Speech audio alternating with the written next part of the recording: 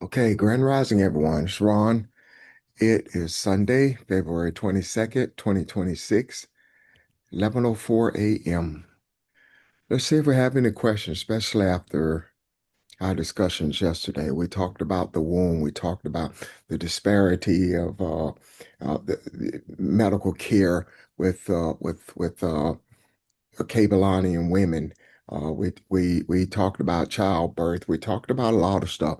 Then we went in and our pastor talked about the attitude of the church and where we are and the energy that we've given everything, uh, and taking part of the responsibility that we have for us being here as a people. Here meaning in this position of feeling inferior, being treated inferior, and all the things that are going on not only in America but in the earth. So we covered a lot of ground yesterday. Uh, any questions and or comments about any of that?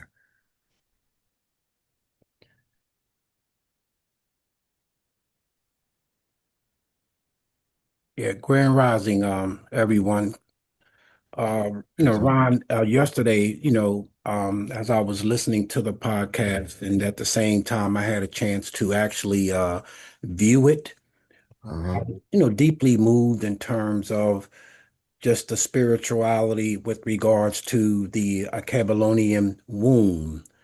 Yeah. And I think yesterday I mentioned that, again, there's just so much spirituality, in that entity that for all of us and myself to appreciate, what Audrey shared in terms of the brother who had the video, what I mean, who talked about the importance of us acknowledging that. I think that's so powerful because I think as men, it's important that we can take a deeper dive to truly understand the the majestic, of the Babylonian womb and how we're able to or should have a desire to want to understand it better, Ron, and to everyone that's on the call. So I'm grateful because it just basically put me in a mindset to be more thoughtful about um, looking into that subject. So I just wanted to share those thoughts.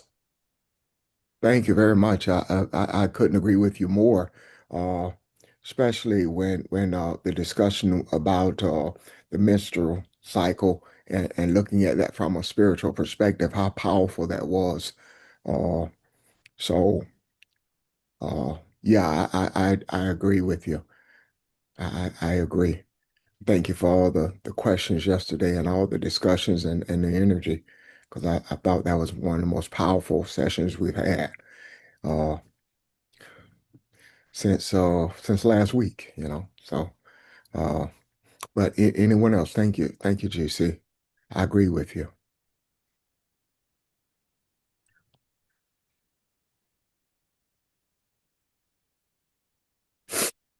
Anyone else? Questions and or comments?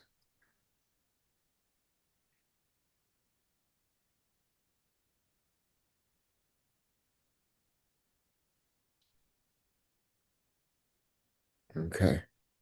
Uh,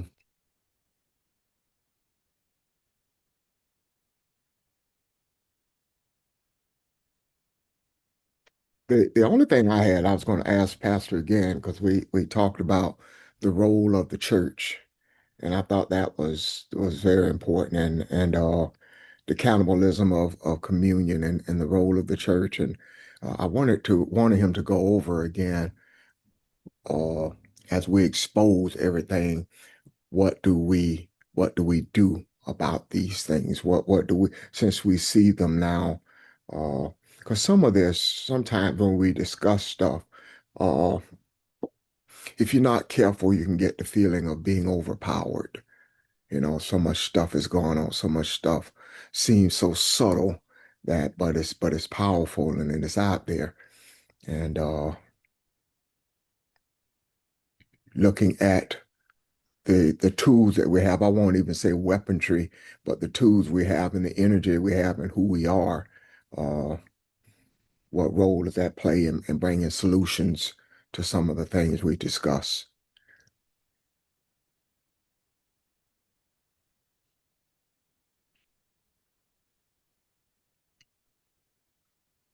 Has anyone considered that or thought about any of those things? Hi, Ron. Thank you for bringing that up. I wanted to hear more about that as well. I know Pastor did a wonderful breakdown of taking commune, and Yeah. then what that really entails and what that really means. And also, Audrey, and I can't think of the other sister name that was on there yesterday, but I Evelyn. enjoyed hearing the message. Thank you, Evelyn, Yeah. regarding the menstrual cycle and how that pain came about or what that actually means. Thank you.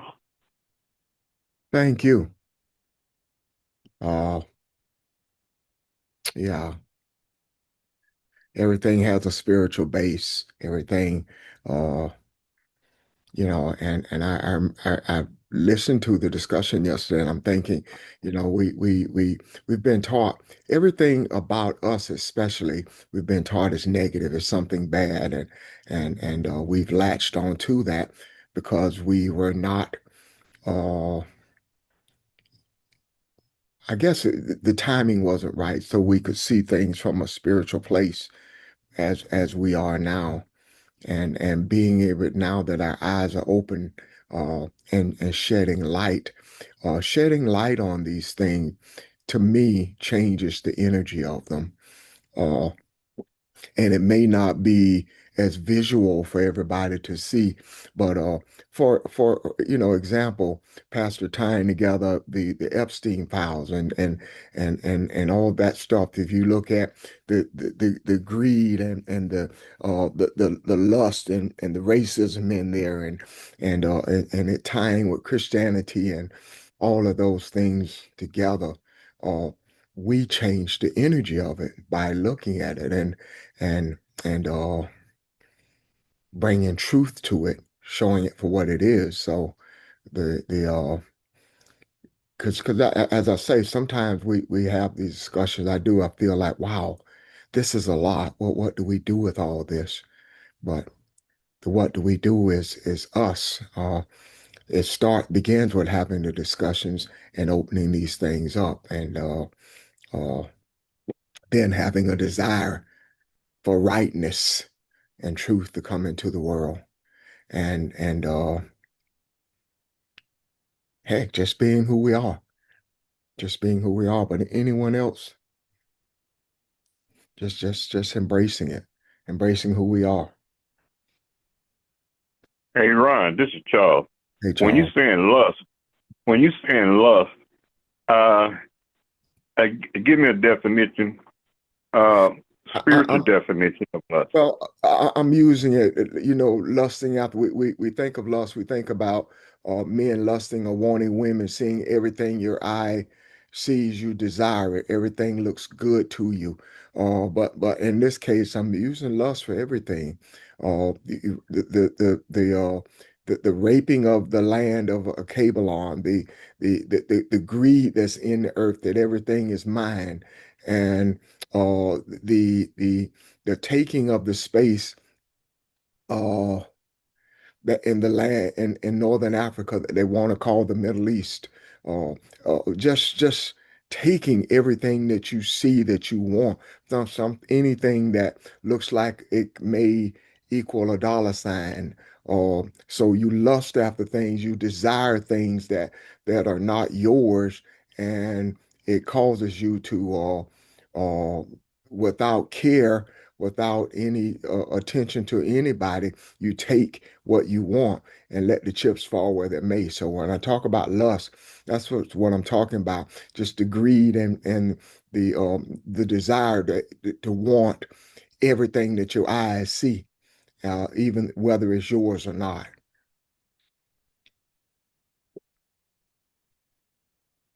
Thank you, man. That sheds a big light on it. Yeah. Anyone else can someone else? Yeah, Brother Ron, what came to my spirit is, there's a scripture that say, when we walk in the spirit, we will Mhm. not fulfill the lust of the flesh. And Yeah. when I say flesh, again, as you're saying, is not so much in terms of the the righteous things, but the negative things and the power, to want to just egotistically do something where we know it's not right. And I think that, again, that's the importance of when we talk about spirituality and walking in the spirit. And so I think, again, I just wanted to share that thought because as I was saying, if we walk in the spirit, not saying that, it's not a challenge, but we need to walk in spirit so we don't fulfill the lust of the flesh in that negative way. I'm done. Thank you, George. Yeah. And that is what uh, I suppose we do at least 3 days out of the week, walking in the spirit because we're searching for truth. We're searching for what's right. We're searching for what's real. We're searching for those things that matter and will be beneficial to man, all of man. Uh, so I agree with you. Um, Something we've talked about before, and it came up yesterday again, and I want to reiterate this because, as stated earlier, you guys know when we talk about stuff, we change the energy of it. But Pastor said something yesterday, and I don't remember his exact word, but he talking about our energy and how it supports everything. And our energy, we have been allowed, we have allowed uh, the world. I won't even just say the world, to keep us in a spirit of fear and inferiority and all these terms that are brought up that make us search for belonging. When you talk about second class, or you talk about third world, you talk about all those things that kind of alludes to the fact that you haven't caught up with us yet, whoever the us or whatever the us is. So uh, changing that energy of I don't belong, or that energy that I'm not good enough, or that energy that I'm fearful of this or that, or and bringing these things into the here and now, I think changes the energy of the earth, and a lot of things are probably taking place that we don't see yet.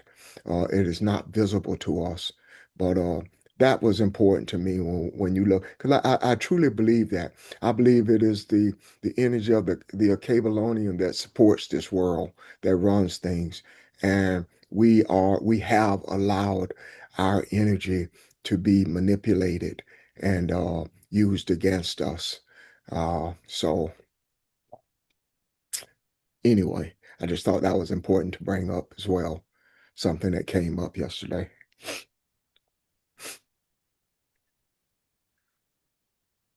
Anyone else?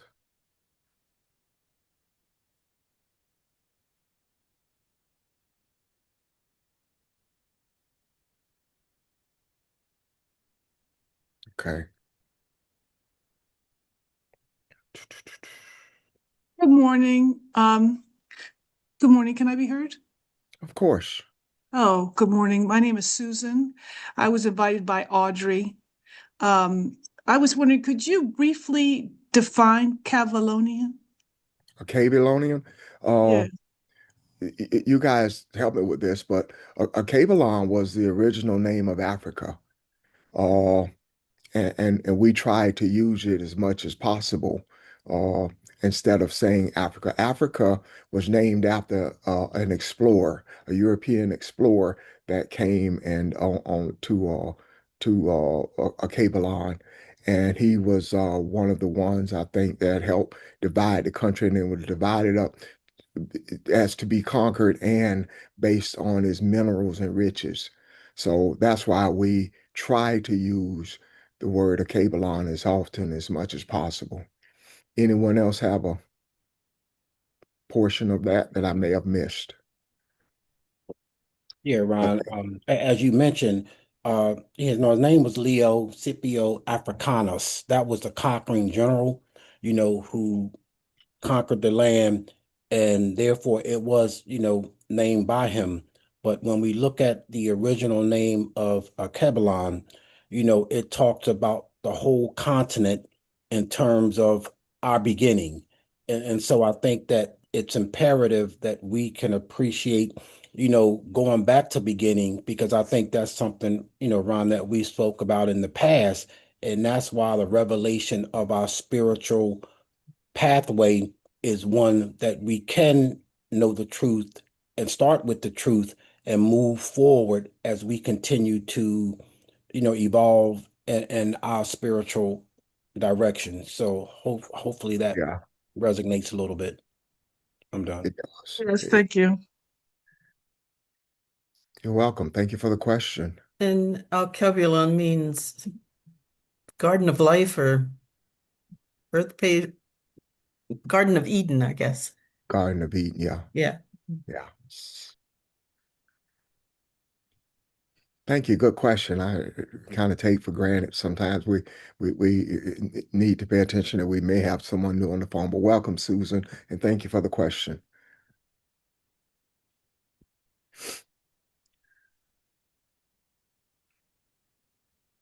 Is there anyone else?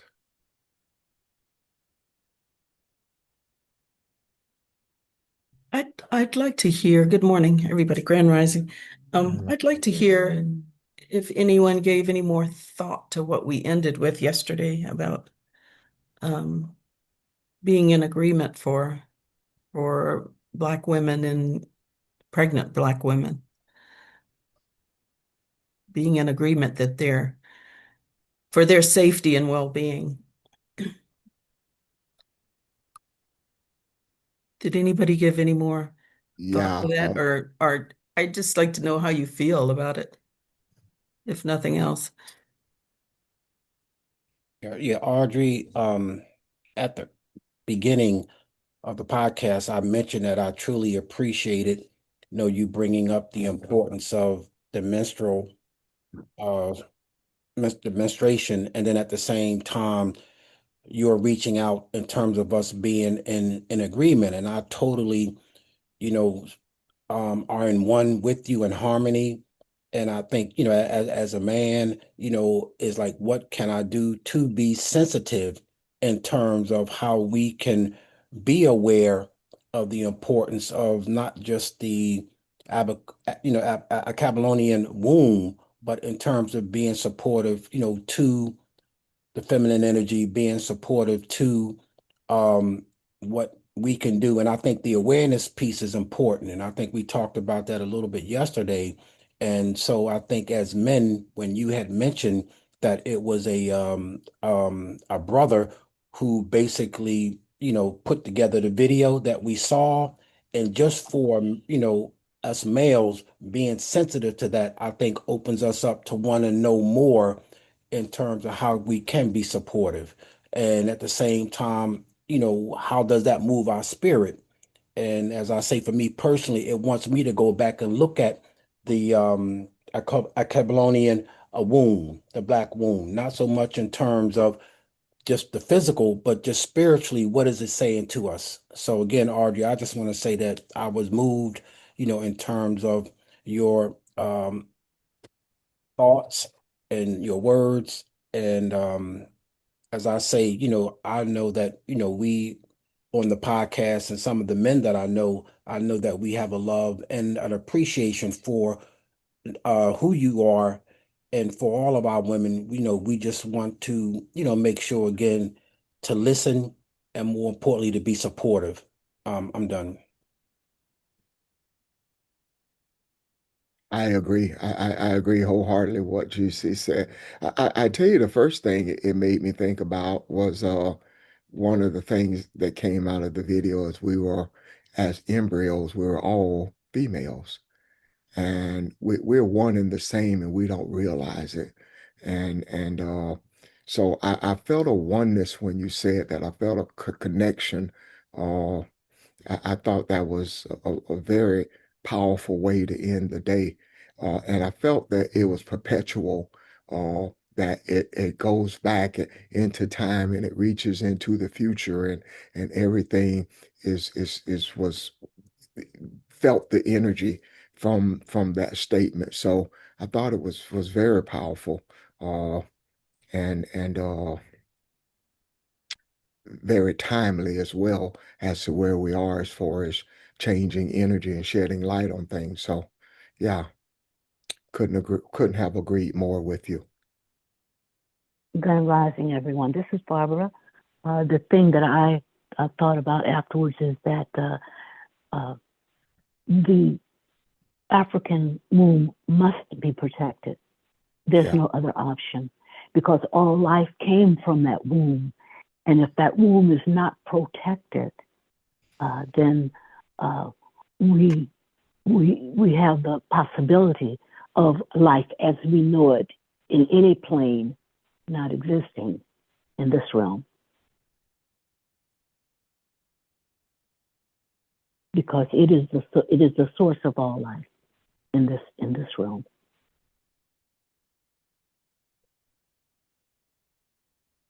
Thank you.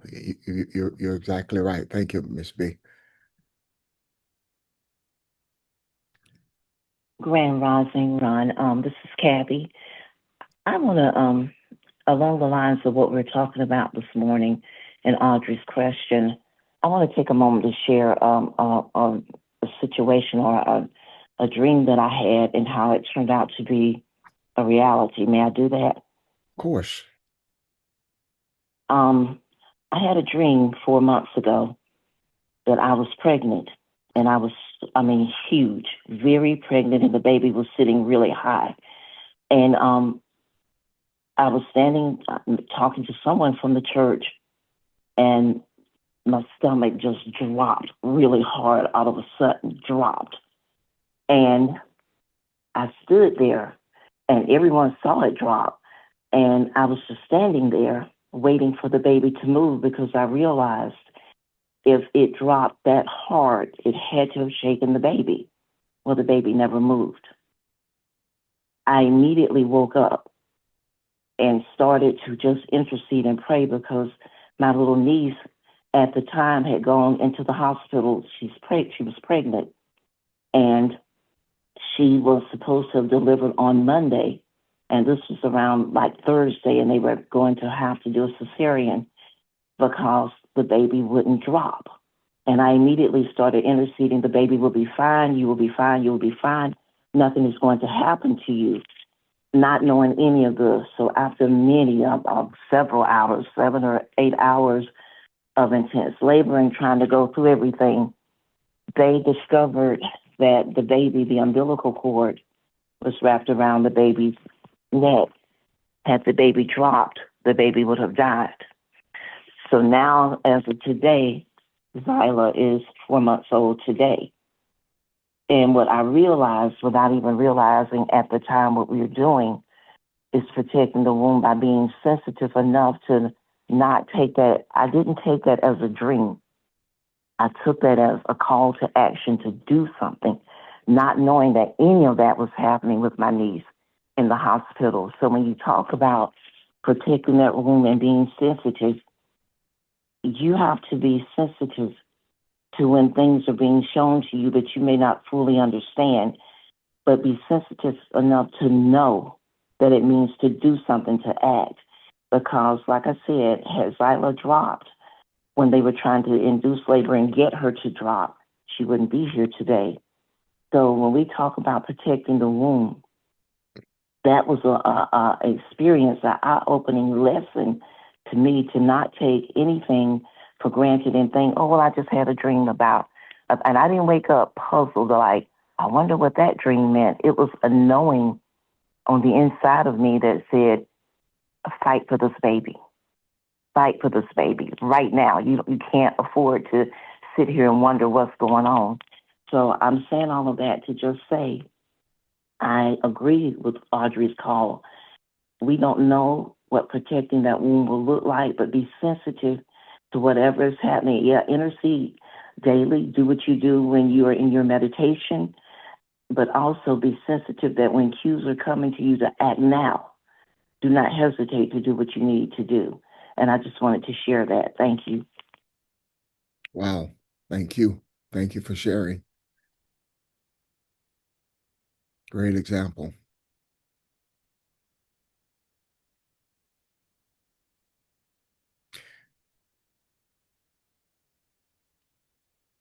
Anyone else? Anyone's had any thoughts on Audrey's request from us yesterday? Well, it was more than a request. I agree with Hi, Ron. hi. Hi, Audrey. I felt like it was incredibly profound. It resonated very deeply, the request. And for me, it simultaneously reminded me of the pain of being a Black woman and that sensation that there are very few people who check for us and who protect us. And at the same time, it felt like a balm and a sense of healing to have that oneness on the call and that agreement that our mothers are more than worthy of that protection. That was just how that hit for me. Thank you. Thank you. Love that. Thank you.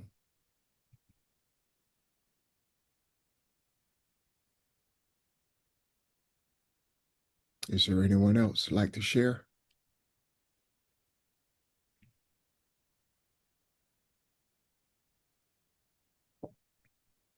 Even what you felt when she said it.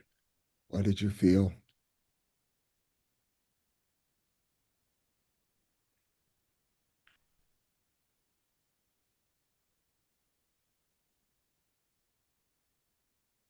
Okay.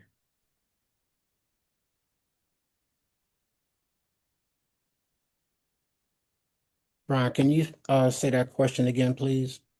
Yeah, I was asked the question, what did you feel when Audrey said what she said? What did you feel?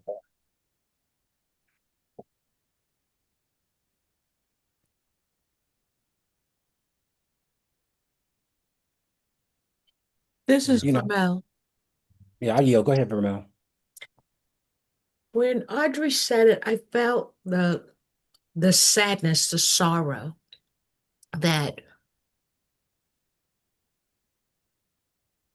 Black women go through.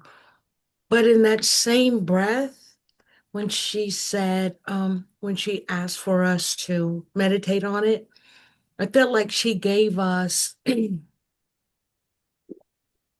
I first started meditating, I felt like I don't know what I'm asking. And even though there was a calmness in my meditation, it wasn't until Kathy said, you don't have to know. So that kind of explained the kind of joy of knowing that we're able to protect, for lack of a better word, or effect change. Yeah. How Black women are being treated and how they can be cared for. And that's kind of where I am with it right now. Thank Okay. you. Thank you. Thank you for sharing that.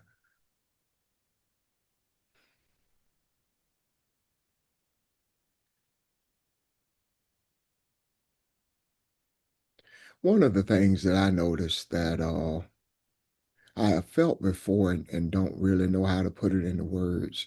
Sometimes somebody here will say something so powerful that I feel empowered. I feel the energy surge in me, but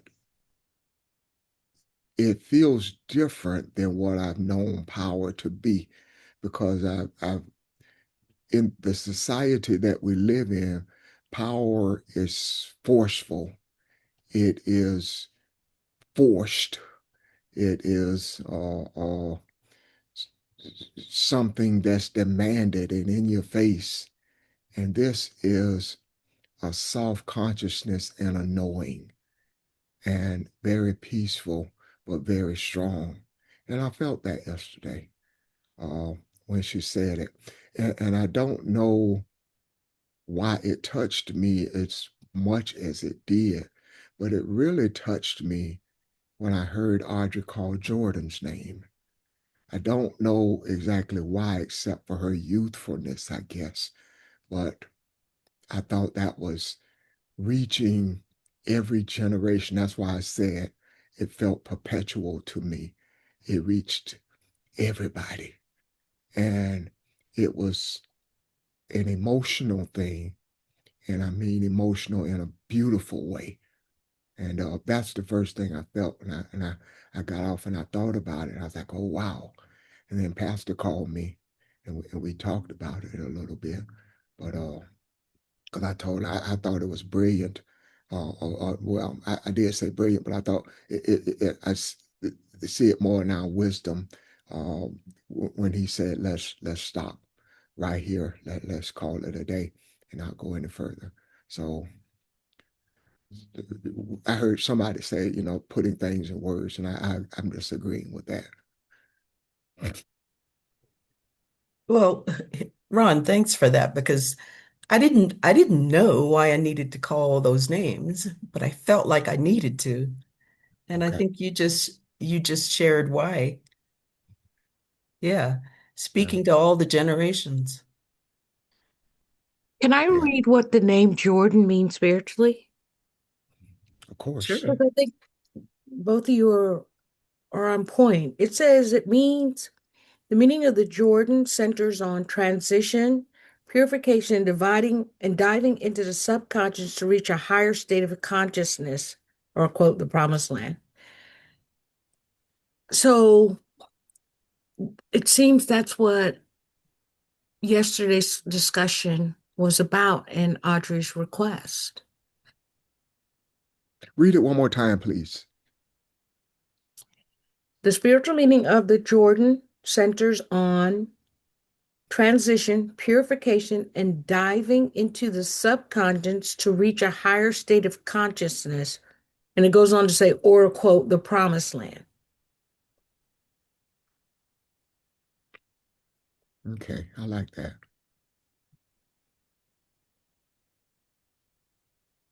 It represents the movement from a lower material state, and they have in parentheses the Dead Sea, to a higher spiritual and purified life. Yeah. Transition and new beginning.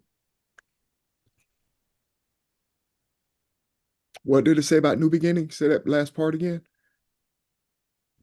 please. It says, hold on. Where was I? It says, transition and new beginnings. The Jordan signifies crossing a boundary from an old life to a new promise and fulfilled life, as seen in the Israelites crossing into Canaan. Okay. Wow. That really does sum things up to me anyway. And our understanding of truth and getting this, I say this humbly. Do you guys realize we are probably the most powerful group of people in the face of the earth? Ever stop and thought about that? I mean, as I said, I no longer see power as a bomb or a bullet or strength in numbers and me pushing people around. I see power as something very subtle, something very quiet, something very still, something very right, and something that affects the consciousness of mankind. And is that not what we're doing? So, Well, remember when we talked about dominance and subduing, yeah, and we understood that subduing um, meant leading, not bullying or yes, or overpowering people. It's leading with compassion and kindness and all of those things. Wow. Great discussion. Anyone else? I don't want to leave anyone out. Ron, I wanted to mention I had read an article about this doctor, and her name was Dr. Jamel Green Smith, and she was a midwife, and she worked in a center in Charleston, and they talked about her goal was that no black woman that she cared for that during childbirth, she was going to make sure that the mother and the child were cared for. Well, she got pregnant, and on January 1st, she had her child, and hours later, she died. She had saved over 200 babies being a midwife, but when she had her baby, she died from that complication, from complications. And I was just thinking how her life, she impacted so many other people, but when she gave her baby, her life was ended. Wow. Okay. You say in January of this year, this just happened, Linda? January 1st.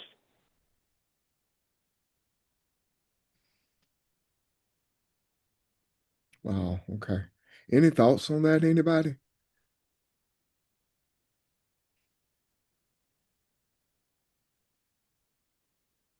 I guess my immediate thoughts is all those lives and energy that she had a chance to touch the mothers and the children. Wow.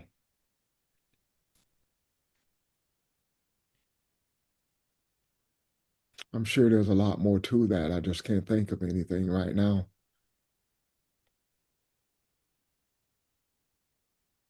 I certainly hope that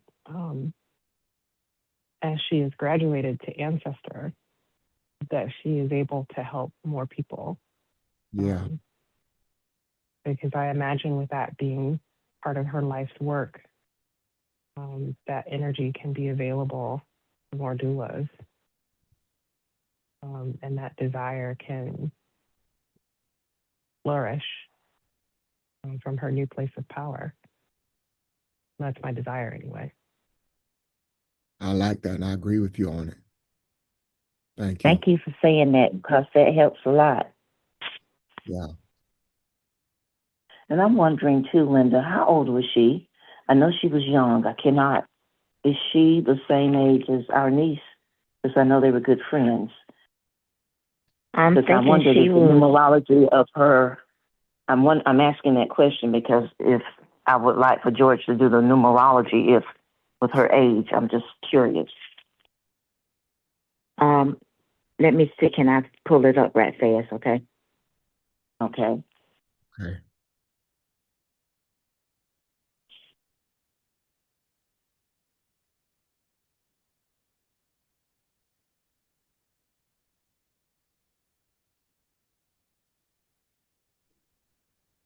While we're waiting for Linda, I agree with you, Janice. I think if our wish and our desire is for safety and well-being for pregnant Black women, and her energy now is coming from a more powerful place. I agree with you that she now has the power to affect doulas, midwives, doctors, all of that in terms of affecting good outcomes for Black women and their children. Yeah, I think I agree. She's in a much more powerful place to affect that. And with our wish coupled with her energy, I think we're going to see some changes Yeah, for the positive. I agree. Agreed.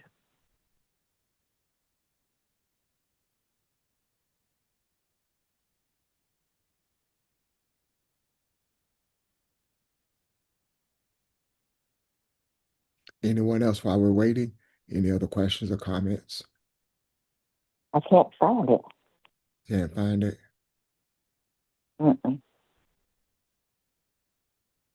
Right Well, quick, we can while look at she's it another looking day. I for was just curious. Well, we can look at it later. I I'm think she, thinking she was 34. I'm not for sure, but I'll find it. I think she was 31, Linda. Oh, okay.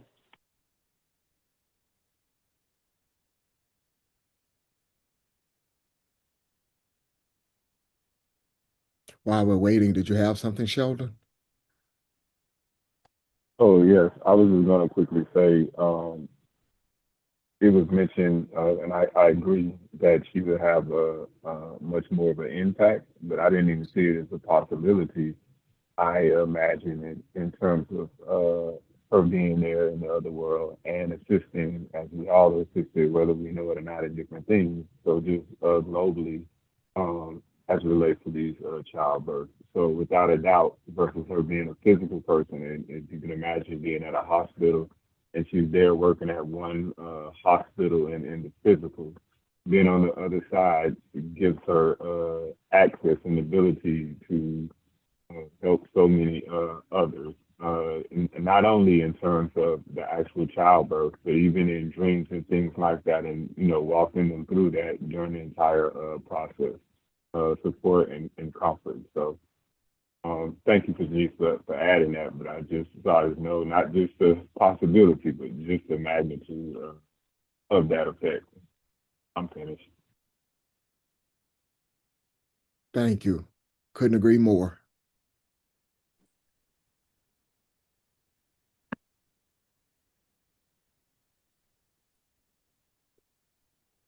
George, did you see 31? Yes, Ron. I looked at 31, and when you talk about the whole number in terms of 31 itself, but if you look at 3 plus 1, that root number is 4. And as we talk about the number 4 spiritually, it talks about the number of creation, but it also says that it's the number that connects the mind, body, soul, and spirit, you know, with the physical world of structure and organization. And so that, when we talk about being, and we talk about eternity or eternal life, we can move from one realm, to another. So there's no death in that sense in terms of us being able to appreciate, moving into the ancestral realm. But it also talks about 4 symbolizes the safety and security of a home, and that home, can be the womb. That home can be that place where we reside. But it says the need for stability and strength on a solid what foundation. Yeah. And so when we build, as we build our spiritual existence, we want to continue to be on that foundation, as we talk about going back to the beginning. And then it says that the spiritual nature of the number 4 calls the need for having or creating a sacred place and sanctuary in our home, and a place to meditate and build our innermost foundation strength and being.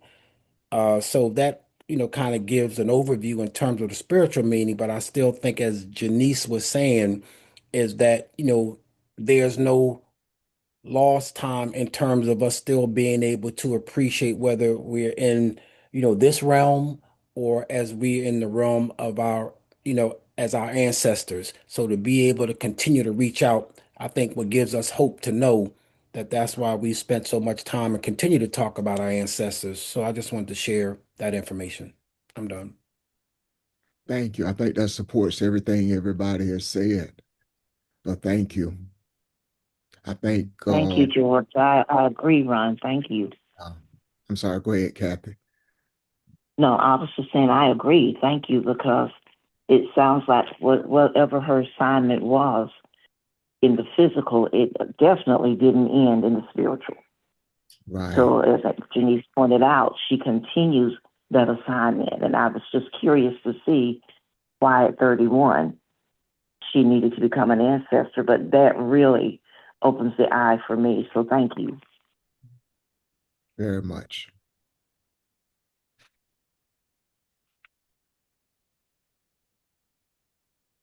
Can I read something for you guys? Uh, I don't want to leave this, and I'm not leaving it. So if you have any questions or comments on what we're talking about, uh, I'm in Genesis chapter 1, and I want to read something to you. It says, Genesis chapter 1, starting in verse 6, it said, Then God said, Let there be an expanse in the midst of the waters, and let it separate the waters from the waters. God made the expanse and separated the waters which were below the expanse from the waters that were above the expanse. And it was so, and God called the expanse heaven, and there was evening and there was morning. Uh, that to me has always been a mystery. And we talked about the manipulation of the scriptures uh, before, and of course, uh, that does apply. That is a part of this. Uh, this expanse thing, though, has really kind of been out there to me to understand. And I was watching something on it wasn't the History Channel, it's one of those educational things. But what this scientist was saying is that they are absolutely certain that they discovered through electromagnetic waves how everything is connected. And he was trying to show every rock, every grain of sand, everything in the universe, how connected it is. And this thing that we call space, he was saying there is no space. There are different energy fields with different levels of energy. And he was trying to use some radar stuff to kind of show you'll see something over here that's a little more energetic or lit up than this section, but none of it was just free space. And I thought about these verses. We are tapping into that. When we talk about the ancestors, there is no separation. We are tapping into that portion of us that is pure energy, it's pure spirit. And we talk about the consciousness. We are moving to a place that we value things that are more than what is concrete and those things that we've discovered in the world. So when I heard him and listened to it, it all made sense to me. But of course, he's looking at it from a scientific perspective. And I thought that fits into us because it talks about how there is nothing, even I said that wrong. Even the things that we call nothing is connected and has value.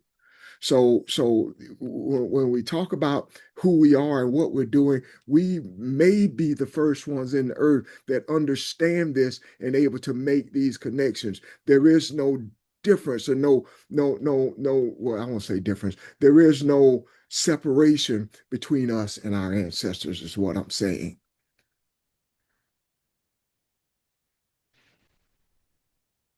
At least that's what I get from that. I got from that.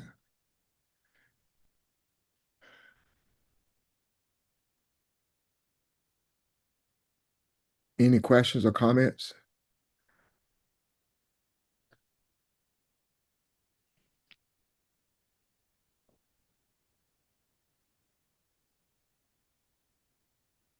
I'll just say that tracks, Ron. I think it makes, I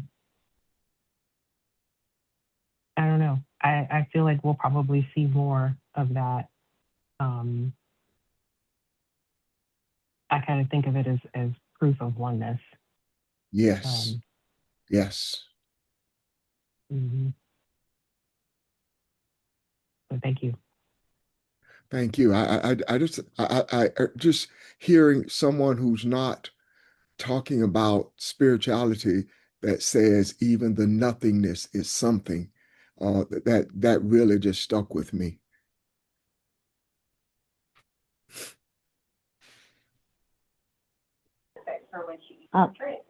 Just in addition to that, we've talked about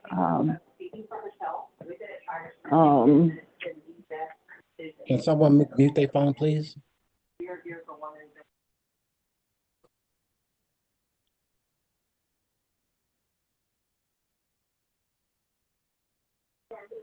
this is Barbara.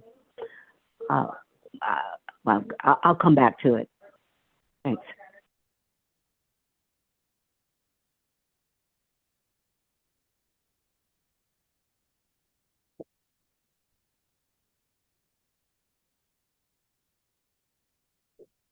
Anyone else?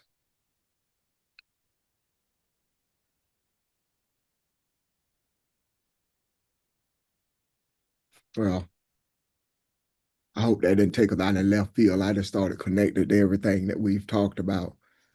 And I think it says a different things from a different perspective.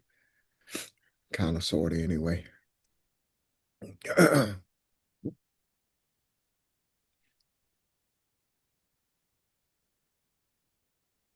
Okay, while we wait for Barb, is there anything else, anybody?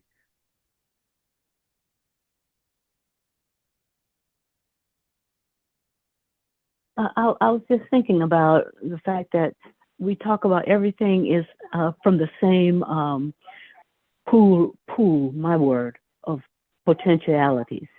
Every potential that is possible, every potential for creation that is possible is already there.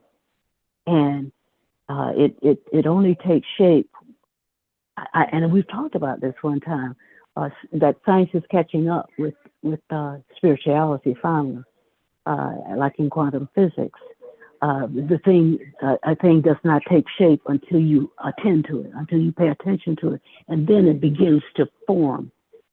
That all of these atoms and all of these subatomic particles, all these energy particles are there together. Everything, whether potentially negative or potentially not negative, is not the issue.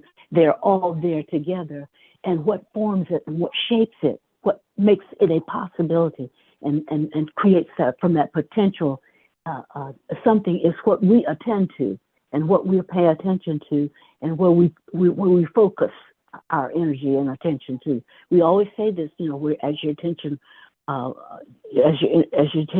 flows, as your attention flows, your energy goes. And so we create, we shape whatever is formed.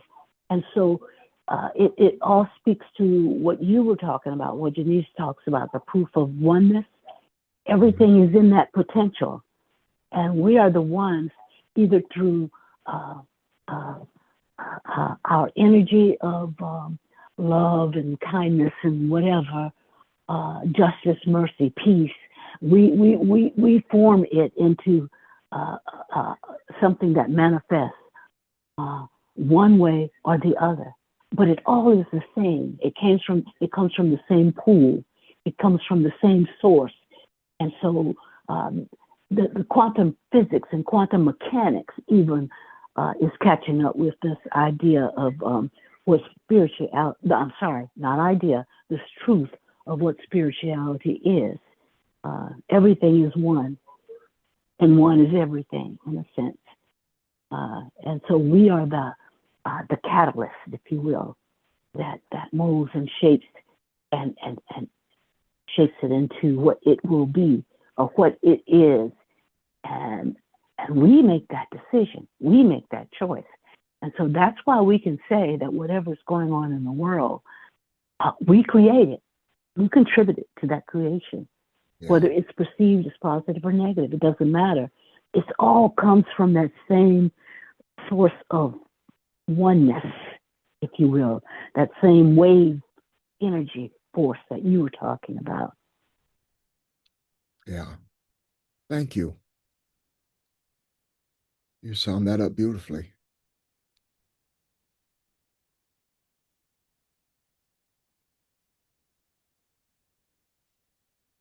Any questions or comments?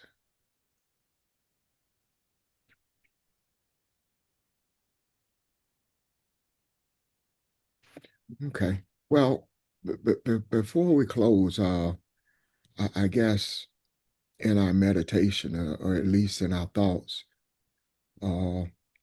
it is my belief, and I think we just sum that up in this discussion, that the energy that we have is so powerful because of our desires. Our desires are pure. Our desires are of love, and we seek balance in the earth. And that allows us every opportunity to pull and to rely on the Akashic consciousness and to become what the Creator intended for us, the Kabylonian, to be. So when you think about that, we no longer see ourselves as helpless or as lacking or as in need of anything, uh, and recognize who we are and concentrate and let that be our meditations, that we don't be fearful, and hopefully it helps with our thoughts when we're by ourselves in the middle of the day, that we can stop and ponder some of the things we've discussed, some of the things that y'all could do. It's not a matter of remembering what is said, because I'm a perfect example when I try to summarize what we even talked about yesterday. I'm terrible at memorizing, but I know it's there, and it's there for me to live it. So what we observe, we change. What we see, we understand, bring understanding and enlightenment to it. Let that be our focus.